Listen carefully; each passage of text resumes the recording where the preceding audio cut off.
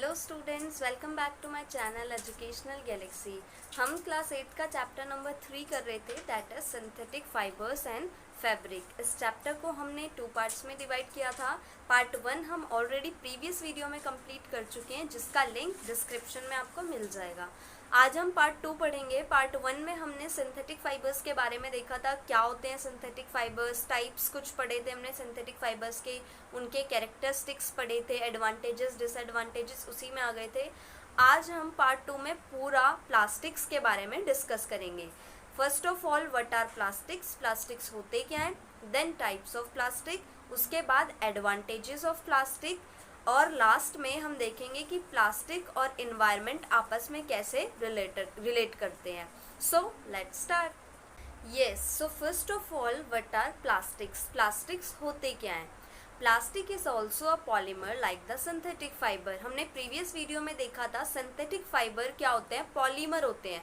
एक तरह से स्मॉल केमिकल यूनिट्स मिल करके पॉलीमर बनाती है और पॉलीमर ही सिंथेटिक फाइबर्स होते हैं। इसी तरीके से जो प्लास्टिक्स होते हैं वो भी पॉलीमर ही होते हैं, जैसे कि सिंथेटिक फाइबर होते हैं। All plastics do not have the same type of arrangement of units. सारे जो प्लास्टिक्स होते हैं इनमें सेम टाइप की अरेंजमेंट नहीं होती यूनिट्स की, कहीं में वर्टिकली होगी, कहीं में हॉरिजॉन्टली होगी, कहीं में दोनों प्रेजेंट होगी। In some it is linear varies in others it is cross linked. Same वही बात, किसी किसी में ये लीनियर होती है लेकिन किसी किसी में क्रॉस लिंक्ड होती है, मतलब वर्टिकल भी होगी हॉरिजॉन्टल भी होगी। It is easily mouldable, that is can be shaped in any form. Plastic जो होता है वो इजीली मोल्ड कर सकते हैं, हम उसको इजीली किसी भी दूसरी शेप में कन्वर्ट कर सकते हैं। Polythene, poly plus ethene is an example of a plastic. It is used for making commonly used polythene bags.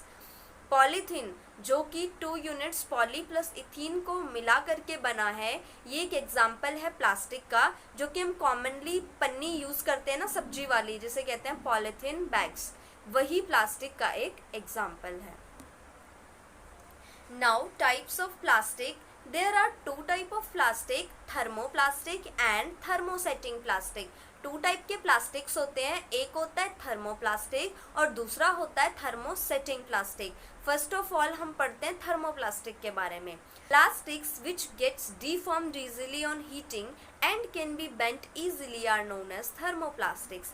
ऐसे प्लास्टिक जो कि ज़रा से हीट करते ही मेल्ट हो जाते हैं या दूसरी शेप में कन्वर्ट हो जाते हैं, हम उन्हें इजीली किसी भी बैंड कर सकते हैं, दूसरी शेप में कन्वर्ट कर सकते हैं, उन्हें कहते हैं हम thermoplastics. For example polythene and PVC.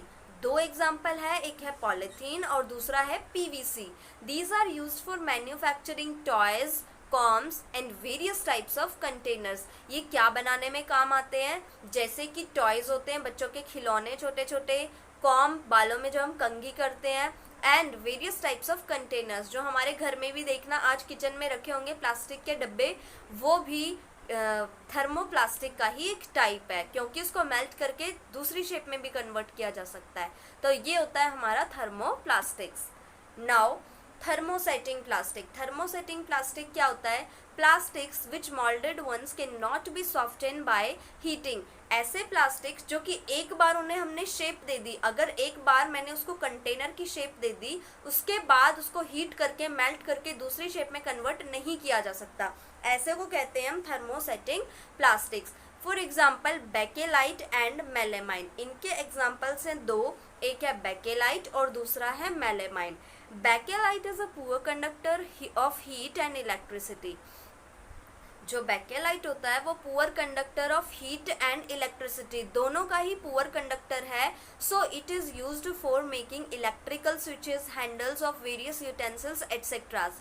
अब देखो बच्चों, पुअर कंडक्टर ऑफ हीट मतलब वो अपने अंदर से हीट को पास नहीं होने देता, इसीलिए जो कुछ यूटेंसिल्स होते हैं, कुछ बर्तन होते हैं हमारे, जैसे कि फ्राई पैन, प्रेशर कुकर, इनके जो हैंडल्स होते हैं पकड़ने वाले, ये जिस चीज़ से, जिस प्लास्टिक से बने होते हैं, उन्हें कहते हैं थर्मोसेटिंग प्लास्टिक। अगर हम उन्हें थर्मोप्लास्टिक से बना देते तो क्या होता, ज़रा सी हीट मिलते ही वो मेल्ट होना स्टार्ट हो जाए, बहुत गंदा गर्म हो जाते, हमारे हाथ पे भी चिपक जाते। लेकिन क्योंकि वो थर्मोसेटिंग प्लास्टिक के बने होते हैं और इसकी एक खूबी ये है कि ये हीट को अपने अंदर से पास नहीं होने देता और इलेक्ट्रिसिटी को भी अपने अंदर से पास नहीं होने देता, इसीलिए जो इलेक्ट्रिकल स्विचेस वगैरह होते हैं, उनमें थर्मोसेटिंग प्लास्टिक का यूज़ किया जाता है।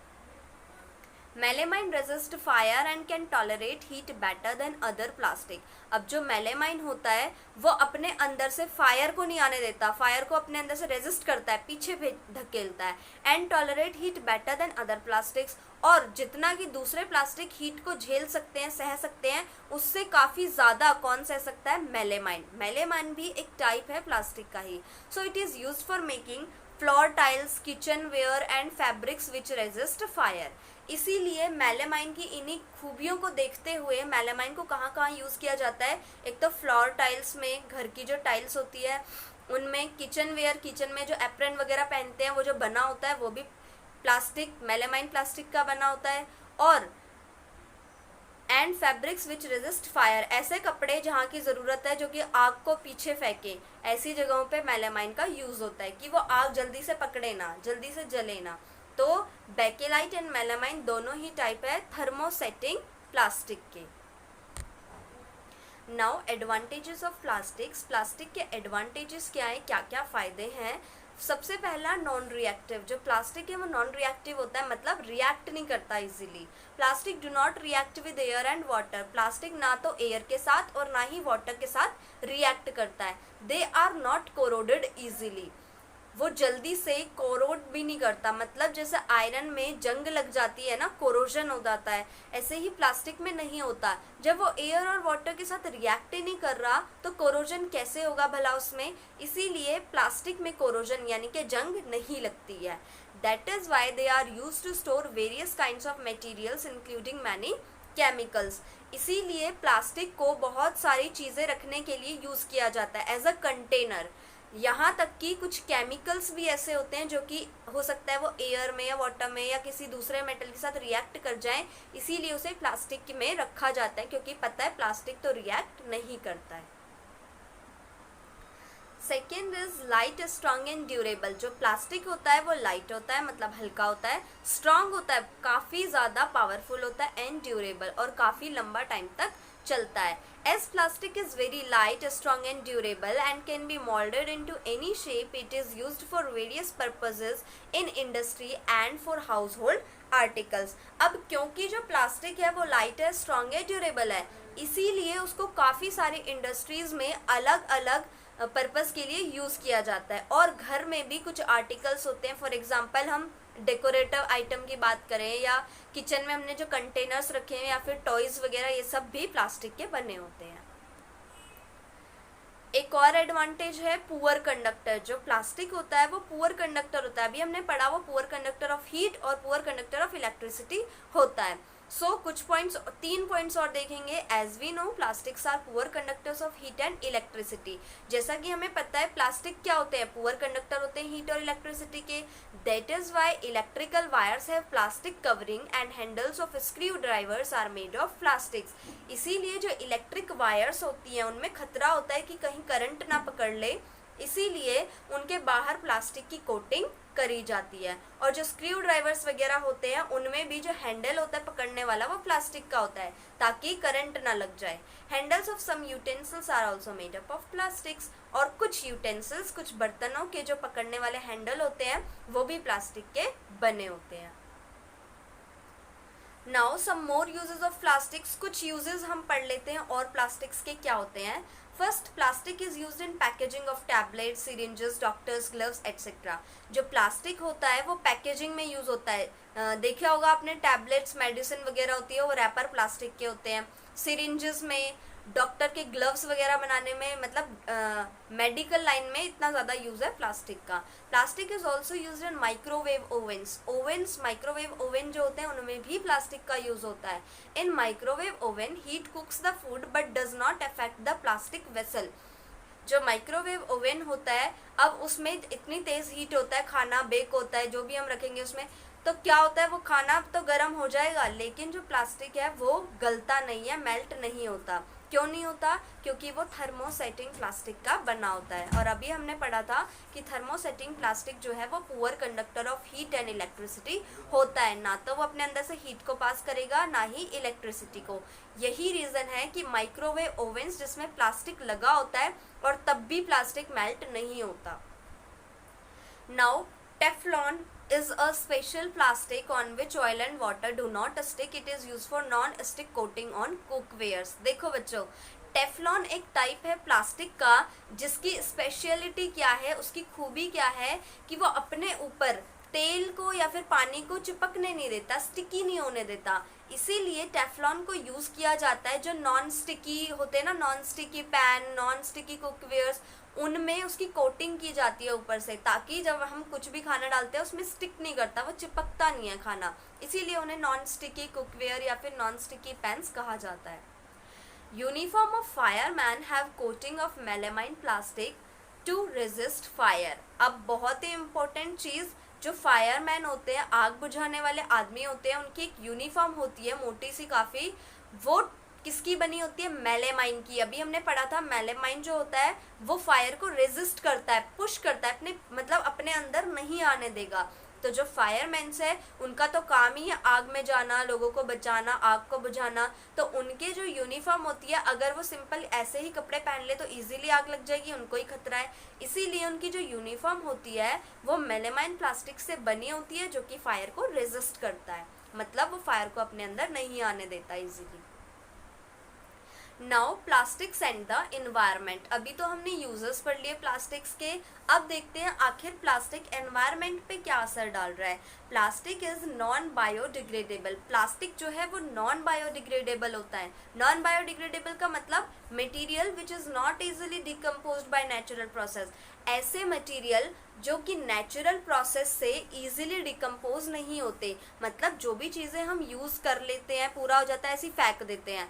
तो क्या होगा, जब कुछ भी चीज़ अगर हम फेंक रहे हैं तो जो बैक्टीरियाज हैं या फिर कुछ एनिमल्स हैं या फिर बैक्टीरिया वगैरह ही जो होते हैं, वो क्या करते हैं, उसको मिट्टी में अच्छे से डिकम्पोज कर देते हैं और ख़त्म हो जाता है, उसका नामो निशान ही मिट जाता है एक तरह से। लेकिन प्लास्टिक के केस में ऐसा नहीं होता, वो नॉन बायोडिग्रेडेबल है। अगर कहीं पे हम एक प्लास्टिक का कोई टॉय है, मान लो वो टूट गया और हमने ऐसे ही फेंक दिया, तो वो जैसा हमने आज फेंका है, अगर हम 1000 साल बाद देखें तो भी वो वैसे का वैसे ही रहेगा। मतलब जितना प्लास्टिक बन रहा है, जितना हम यूज़ कर रहे हैं, वो नेचर में ऐसे का ऐसा है, वो ख़त्म नहीं हो रहा है। Since plastic takes several years to decompose, it's not environment friendly, it causes soil pollution. अब क्योंकि जो प्लास्टिक है वो इतने सालों तक सेम रहता है, डिकम्पोज ही नहीं होता, इसीलिए इन्वायरमेंट फ्रेंडली इसे नहीं माना जाता। इन्वायरमेंट का फ्रेंड कौन माना जाएगा? जो इजीली डिकम्पोज हो जाए, लेकिन ये तो डिकम्पोज ही नहीं हो रहा और ये सॉइल पॉल्यूशन भी करता है, क्योंकि हम ऐसे ही मिट्टी में डाल देंगे वो वैसे ही पड़ा रहेगा, इसीलिए उससे सॉइल पॉल्यूशन होता है। It releases a lot of poisonous fumes on burning which results air pollution. अगर अब हम सोचें, अगर ऐसे ना फेंके, चलो उसको जला के ख़त्म कर देते हैं, इसका नामो निशानी मिटा देते हैं, तो क्या होगा, जब हम प्लास्टिक को जलाते हैं तो वो बहुत ज़्यादा अमाउंट में पॉइजनस गैसेस को रिलीज़ करता है, जिससे क्या होगा, बहुत हार्मफुल चीज़ें हो सकती है। खुद हमें बहुत सारी डिजीज़ हो सकती हैं, एयर पॉल्यूशन होता है और एयर पॉल्यूशन से तो हम ही बीमार पड़ेंगे, इसीलिए प्लास्टिक को जला भी नहीं सकते। So how to solve this. अब ये सारी चीज़ें जो हैं कि भाई कहाँ फेंकें हम फिर प्लास्टिक को, यूज़ तो हमने कर लिया, उसके बाद कहाँ फेंकें, मिट्टी में फेंक रहे हैं वो भी ख़राब हो रहा है, जला रहे हैं तो एयर ख़राब हो रही है, हमें ही नुकसान हो रहा है, तो फिर क्या करें। तो इस सब को हम कैसे सॉल्व कर सकते हैं, कुछ पॉइंट्स देखेंगे। First of all, avoid the use of plastic as far as possible. माना प्लास्टिक के बहुत ज़्यादा एडवांटेजेस हैं, बहुत ज़्यादा यूजेस हैं, लेकिन जहाँ तक हो सके हमें प्लास्टिक के यूज़ को अवॉइड करना चाहिए। फॉर एग्जांपल, मान लो हम टिफ़िन या बॉटल की बात करें, वो भी प्लास्टिक का होता है। हम बाज़ार से प्लास्टिक का टिफ़िन ना लाके एक स्टील का, एक मेटल का टिफ़िन ले आए, उससे क्या होगा, जब वो वेस्ट होगा वो तो डिकम्पोज हो जाएगा ना, यूज़ हो जाएगा, लेकिन प्लास्टिक नहीं डिकम्पोज होगा। सेम बोतल के केस में कर सकते हैं, और ऐसे कितने ही यूज़ होते हैं हमारे प्लास्टिक के, जिनको हम रिप्लेस कर सकते हैं दूसरी चीज़ों से जो कि डिकम्पोज हो जाती है, इन्वायरमेंट फ्रेंडली होती हैं। Second, use of cotton bag और jute bag when we go for shopping. ऐसे ही अगर हम बाहर शॉपिंग के लिए जा रहे हैं, किसी भी चीज़ के लिए जा रहे हैं, तो हम प्लास्टिक बैग की जगह, प्लास्टिक पॉलीथीन की जगह हम कॉटन बैग या फिर जूट बैग, फैब्रिक का कोई कपड़े का बैग बना ले, उसको यूज़ करें। The biodegradable and non biodegradable waste should be collected separately and disposed of separately. अब एक तो होता है बायोडिग्रेडेबल वेस्ट, वो वेस्ट जो कि अच्छे से डिकम्पोज हो जाएगा, सॉइल में मिक्स हो जाएगा, और एक होता है नॉन बायोडिग्रेडेबल जो कि वेस्ट अच्छे से मिक्स नहीं होगा सॉइल के साथ, वैसे का वैसा ही रहेगा जैसे कि प्लास्टिक। तो ऐसे वेस्ट को बायोडिग्रेडेबल वाले को और नॉन बायोडिग्रेडेबल वाले को दोनों को हमें सेपरेटली रखना चाहिए और सेपरेटली ही डिस्पोज करना चाहिए, बाहर फेंकना चाहिए। क्यों? अगर हम मिक्स करके फेंकेंगे तो क्या होगा, जो डिकम्पोज हो सकता है वो भी उसी के साथ मिक्स रह जाएगा और कुछ फ़ायदा नहीं होगा, वो भी बल्कि ऐसे ही सॉइल को ख़राब कर देगा। It is better to recycle plastic waste. ये बेटर है कि हम जो प्लास्टिक का वेस्ट है उसको ऐसे ही ना फेंक के, जैसे आते हैं ना रेग पिकर्स होते हैं वो प्लास्टिक को उठा ले जाते हैं, फिर क्या होता है फैक्ट्रीज में जाके प्लास्टिक को मेल्ट करके न्यू शेप का कुछ और बना देते हैं। तो इससे क्या होगा, रीयूज हो रहा है, प्लास्टिक को रिसाइकल कर रहे हैं। वो एक जो वेस्ट फेंक दिया है हमने उसको दोबारा से मोल्ड करके एक नई चीज़ में कन्वर्ट कर दिया। तो हमें क्या करना चाहिए, रिसाइकलिंग के लिए भेजना चाहिए, ऐसे ही नहीं फेंक देना चाहिए। As a responsible citizen, we should remember the 4R principle. As a responsible citizen, हमें 4R principle को याद रखना चाहिए। 4R principle क्या है? First one is reduce. सबसे पहला है रिड्यूस, हमें प्लास्टिक को कम से कम यूज़ करना है, जितना कम हो सके। सेकंड रीयूज़, अगर हम यूज़ कर ही रहे हैं तो हमें ये ना हो कि एक बार यूज़ करके सीधा फेंक दिया, उसे हम दोबारा से यूज़ कर सकते हैं तो करना चाहिए। थर्ड रिसाइकल, रिसाइकलिंग के लिए भेजना चाहिए, अभी बताया। And fourth recover, recover means एक बार यूज़ कर लिया उससे हम कुछ और चीज़ बना के, खुद ही हाथ से ही कुछ बना के, और फिर किसी, जैसे कि मान लो एक हम बॉटल लेके आए किसी भी चीज़ की, हमने उसको यूज़ कर लिया, उसके अंदर का जो भी था हमने पी लिया, अब वो बॉटल को हम ऐसे ही ना फेंक के उसको हम किसी दूसरे काम में यूज़ कर सकते हैं। फॉर एग्जाम्पल हम उसमें ऑयल रख लें घर पे या कुछ और चीज़ सामान रख ले उसमें, तो ये रिकवर हो गया। तो ये 4R प्रिंसिपल हमें याद रखना चाहिए। इससे हम ना सिर्फ प्लास्टिक का कम से कम यूज़ करेंगे बल्कि हम अपने एनवायरनमेंट को और ख़ुद को भी सेफ रख पाएंगे।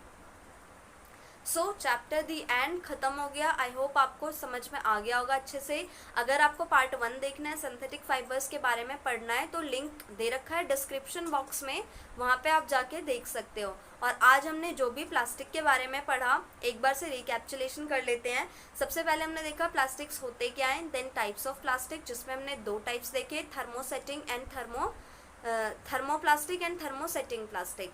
फिर हमने देखा कि यूजेस क्या है, एडवांटेजेस क्या है। जो प्लास्टिक है वो नॉन रिएक्टिव होता है, पुअर कंडक्टर होता है और स्ट्रांग होता है, लाइट होता है, ड्यूरेबल होता है। उसके बाद हमने कुछ यूजेस भी देखे उसके प्लास्टिक के, जैसे कि मेडिकल लाइन में इतना यूज़ किया जाता है और कहाँ कहाँ पे यूज़ किया जाता है। जैसे कि टेफ्लॉन है वो माइक्रोवेव ओवन में स्टिक वो होता है, नॉन स्टिकी होता है, नॉन स्टिकी पेन्स में यूज़ किया जाता है। ऐसे यूजेस देखे।